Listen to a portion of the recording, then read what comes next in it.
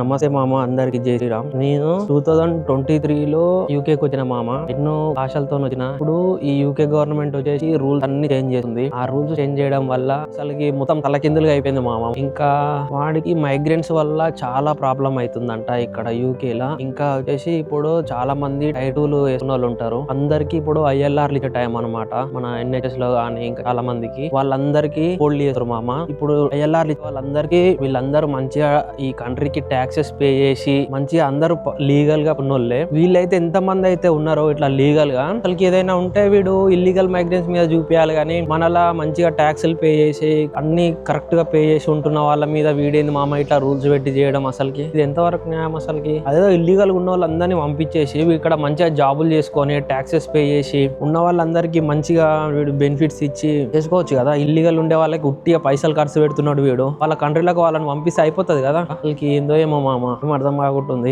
ఆ ఇల్లీగల్ గా వచ్చి ఉన్న వాళ్ళకి వీళ్ళు ఏం చేస్తున్నారంటే గవర్నమెంట్ వాళ్ళు వీళ్ళకి సపరేట్ గా హోటల్స్ ఉంటాయి మామ. ఆ హోటల్స్ లో ఉంచారు మంచిగా వాళ్ళకి మంచిగా వీక్లీ కొన్ని పైసలు ఇస్తారు ఖర్చుల కోసము ఫ్రీగా. వాళ్ళందరికీ మంచిగా కూసబెట్టి మేపుతారు మామ. మనం ట్యాక్సులు పే చేసి ఇవన్నీ చేసిన వాళ్ళకి ఏమో ఇట్లా రూల్స్ అన్ని పెట్టి ఇది చేస్తారు అనమాట. ఇది ఏం గవర్నమెంట్ ఏమో నాకేం అర్థమైతలేదు మామ. ఇప్పుడు ఎన్నో ఆశలు పెట్టుకొని వచ్చినాం యూకేకి మాత్రం. ఇప్పుడేమో వీడు మళ్ళా కల్లోలం చేసి వాడేసిండు ఈ రూల్స్ చేంజ్ చేయడం వల్ల. ఏమైతుందో చూడాలి మామ. ఇంకా మామ మరి నెక్స్ట్ వీడియోలో కలుద్దాం. జై శ్రీరామ్.